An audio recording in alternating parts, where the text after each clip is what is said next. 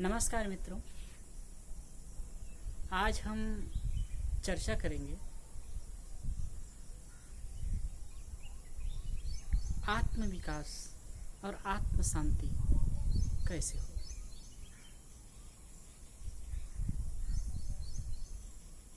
जैसे एक किसान होता है, किसान खेत में फसल उगाने के लिए, फसल प्राप्त करने के लिए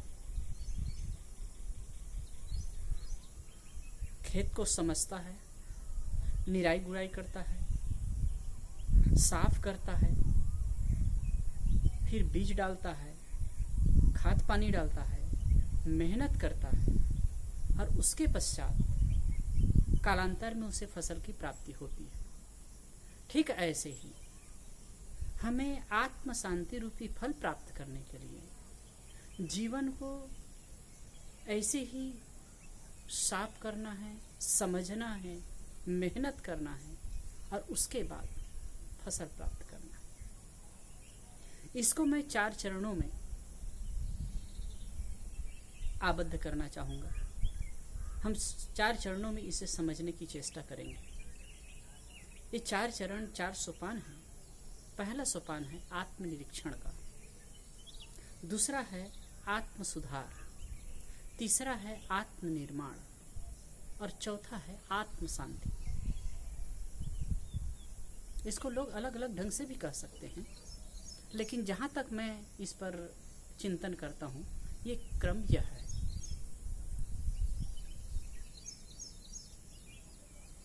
पहली बात है आत्मनिरीक्षण। आत्मनिरीक्षण से मतलब है अपने को देखना।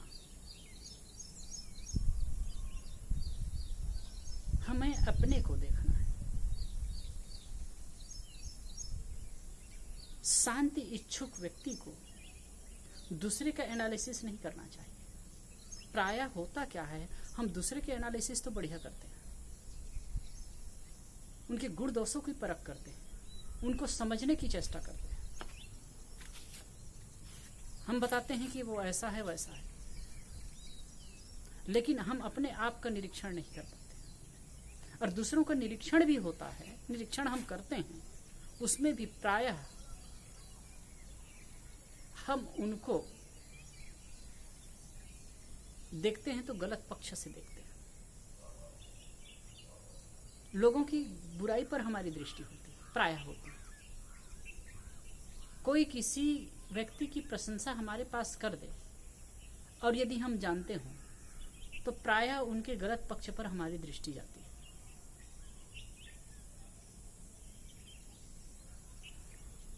वैसे गुण दोष में संसार है, ये संसार गुण दोष में है। कुछ न कुछ अच्छाई है और कुछ न कुछ दोष भी सबके अंदर हो जाते हैं, लेकिन हमारी दृष्टि प्रायः दोष की तरफ होती है। प्रायः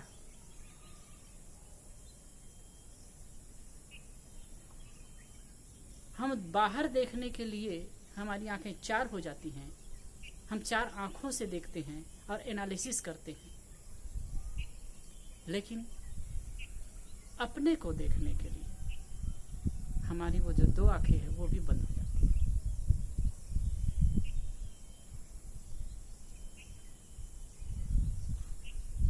कबीर साहब की एक साखी है, बुरा जो देखन मैं चला बुरा न मिलिया कोई, जो दिल खोजा आप ना मुझसा बुरा न कोई।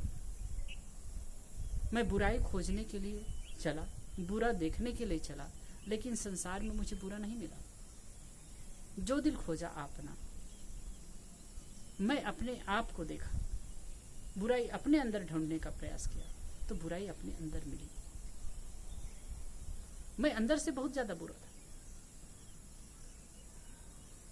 ये आत्मनिरीक्षण की स्थिति होती है। और जो अपने अंदर आत्मनिरीक्षण करता है ना, अपने अंदर देखने की चेष्टा करता है, उसे बाहर बुराई देखने में कोई रस नहीं आता है, बाहर के लिए टाइम ही नहीं रहता ना।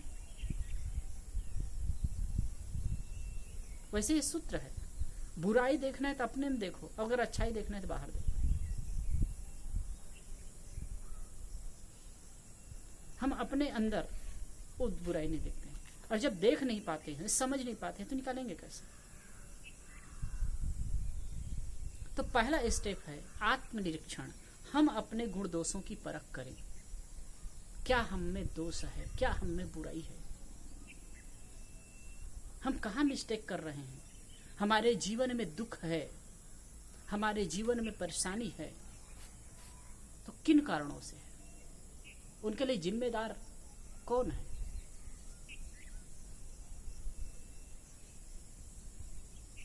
कोई दूसरा तो नहीं है, हम ही हैं। लेकिन उसे हम समझने की चेष्टा करें, हम किन बातों के कारण दुखी हो रहे हैं।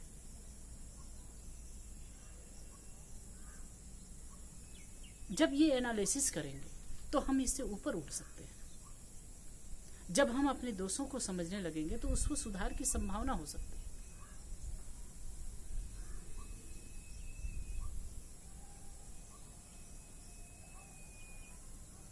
तो पहला है आत्मनिरीक्षण। दूसरी बात है आत्मसुधार। आत्मसुधार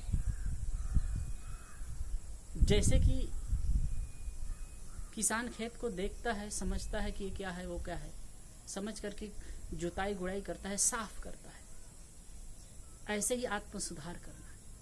जब हमें समझ में आ गया कि हमारे अंदर क्या दोष है,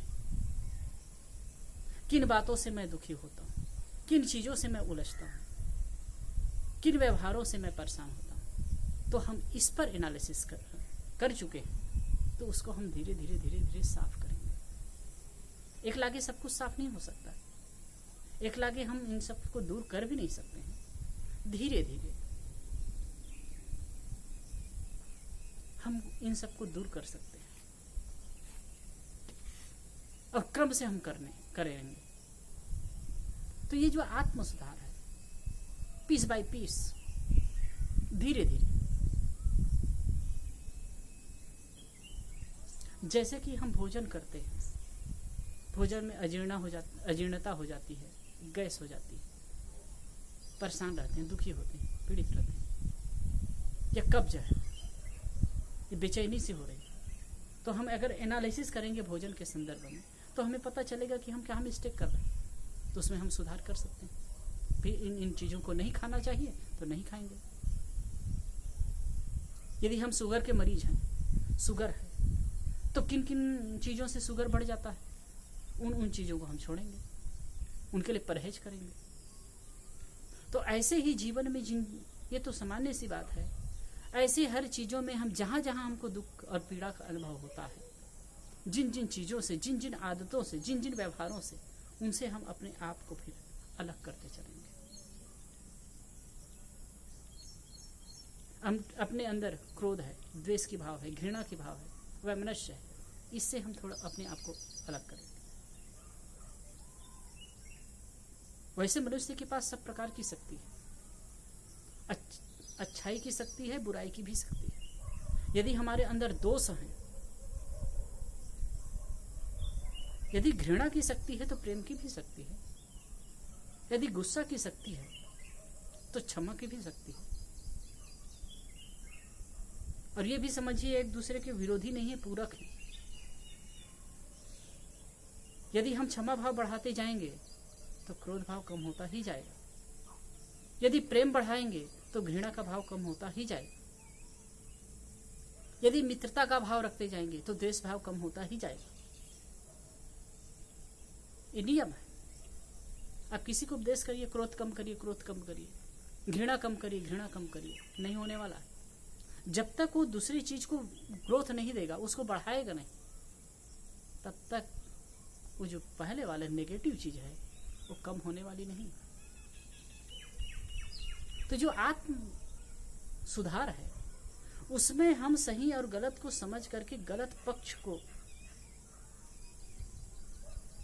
कम करेंगे, धीरे धीरे धीरे धीरे सुधार करेंगे, समझेंगे और सुधार की दिशा में आगे बढ़ेंगे। भाई कोई चीज में गुस्सा होता है, थोड़ा कंट्रोल किए, थोड़ा थोड़ा कंट्रोल करने लगेंगे। खाने का लालच है तो उसमें संयम करेंगे।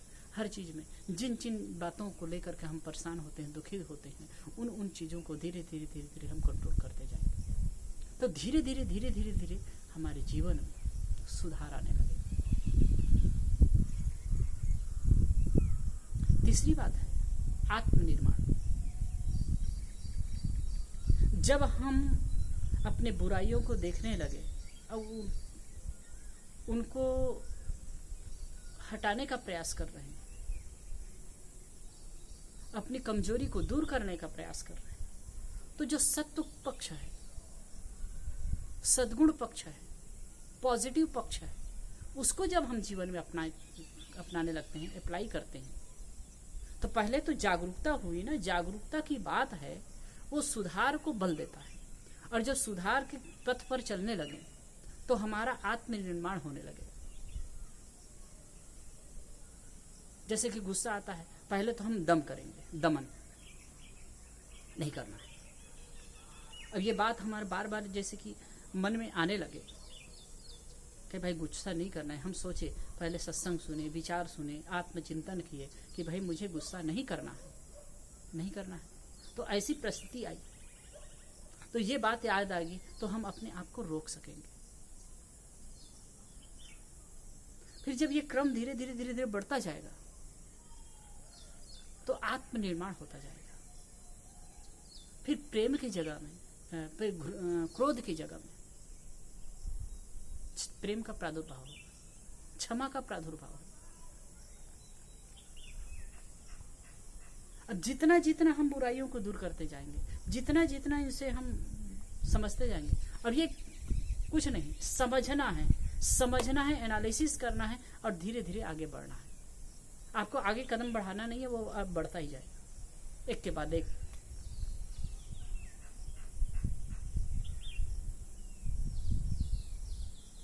तो आत्मनिर्माण जब धीरे धीरे धीरे धीरे बुराइयां दूर होती जाएंगी और सद्गुरु पक्ष का आगमन होता जा रहा है, तो ये आत्मनिर्माण है। और हम फिर अगले कहते हैं आत्मविकास।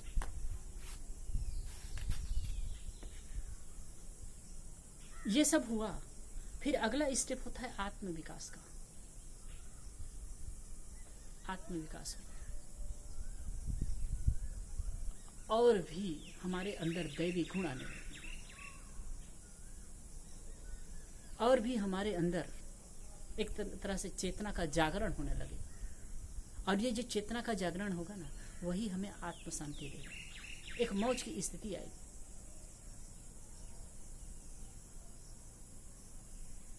आत्म शांति की स्थिति आएगी। आत्म विकास से ही आत्म शांति है।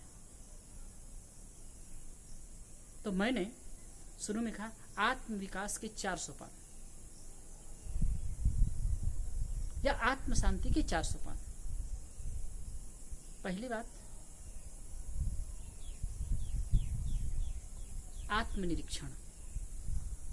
आत्मनिरीक्षण करें, अपने आप का एनालिसिस करें, सही क्या है, गलत क्या है, मैं कहाँ गलत हूँ, कहाँ सही, किन बातों से दुखी होता हूँ, किन चीजों से परेशान होता हूँ, किन दोषों से, किन आदतों से मैं दुखी हूँ, पीड़ित हूँ। इसका जब एनालिसिस करते हैं, दूसरा स्टेप होता है आत्म सुधार का।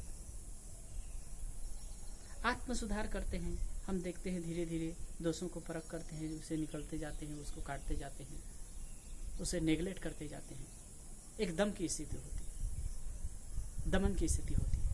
फिर धीरे धीरे धीरे धीरे हम आगे बढ़ते हैं, तो फिर आत्मनिर्माण होता है। नेगेटिव पक्ष दूर होते जाते हैं, पॉजिटिव पक्ष आने लगते हैं।